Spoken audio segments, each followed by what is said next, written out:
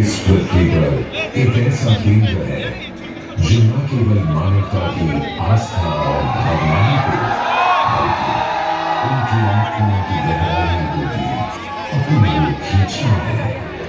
महाकुंभ क्या है वह शक्ति जो हम सबको एक सूत्र में बांधती है?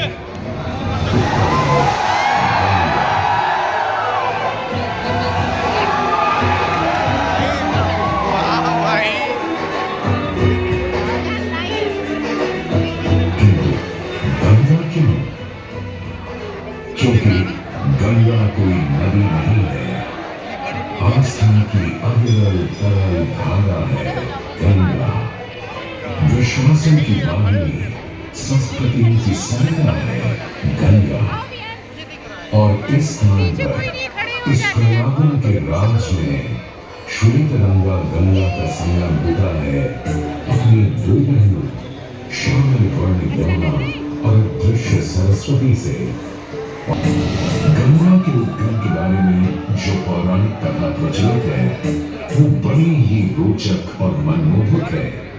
तो आइए क्यों न आज हम आपको गंगा अवतरण की कहानी सुनाएं, दिखाएं।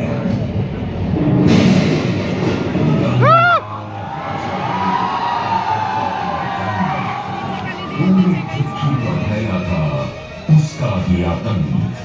उसके आतंक को रोकने विष्णु ने धरा एक रूप, 52 अंगुल का बौना बनकर पहुंचे जहां था भूत। सारे पर बाली ने जब उसे दान मांगने को कहा तो उसने कुटिया बनाने को केवल 3 पग भूमि मांगी। पर जब बौने ब्राह्मण ने भूमि नापनी शुरू की तो जैसे भूचाल किया गया,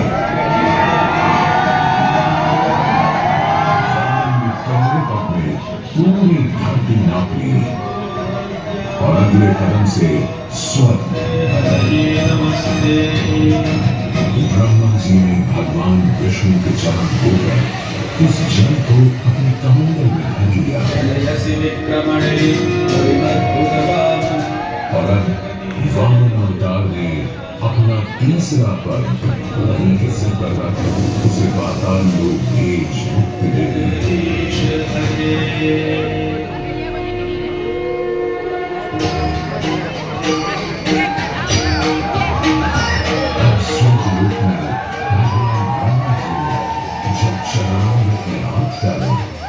तो वहीं से निकल आई चंचल निर्मल धवल गंगा जी। पवित्र किंतु चंचला, आज से तू मेरी पुत्री और नाम तेरा गंगा।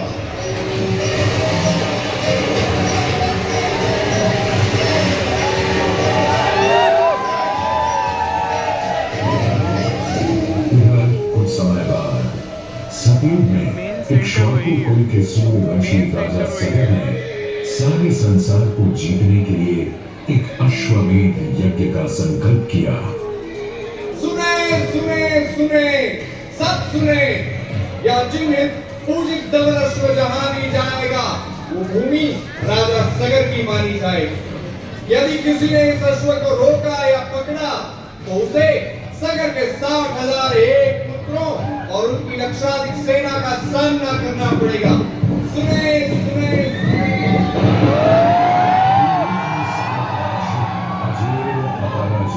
बढ़ता जा रहा था और स्वयं लोक में बढ़ती जा रही थी देवेंद्र इंद्र की तोड़। डरकर वो अश्व को रोकने की युक्ति लगाने लगे। इंद्र ने राजा सगर के उस घोड़े को चुरा लिया और छल से महर्षि कपिल के आश्रम में बांध दिया।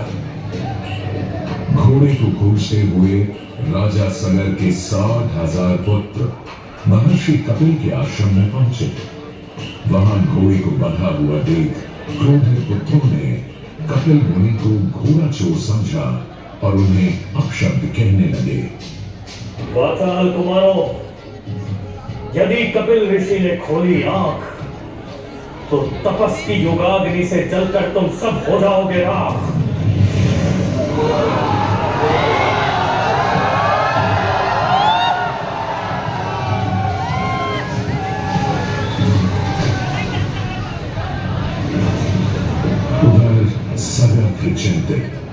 न अश्व का पता था, न पुत्रों का कोई समाचार। पिता का दुख देख पुत्र अंशुमन चल पड़े खोज पर। जब महर्षि कपिल के आश्रम पहुंचे तो देखा अश्व को और साथ ही अपने 60,000 भाइयों की भस्म को। महर्षि से की क्षमा याचना और पूछा तर्पण का उपाय। तुम्हारे भाई थे घमंडी, अविवेकी और अभिमानी। भस्म कर दिया उन्हें मैंने, जो उन्होंने मेरी नहीं मानी। गंगा जल, केवल गंगा जल ही दे सकता है मुक्ति उन्हें, जो भस्म हुए तुम्हारे परिजन। अंशुमन को अपने भाइयों के तर्पण के लिए गंगा को लाने का बहुत मन था, किंतु किसी को राजधर्म भी तो निभाना था और राज भी चलाना था। देखते देखते 7 पीढ़ियां गुजर गईं, पर 7 पीढ़ियों के बाद समय आने पर राजकुमार भगीरथ ने राजा बनने से साफ मना कर दिया।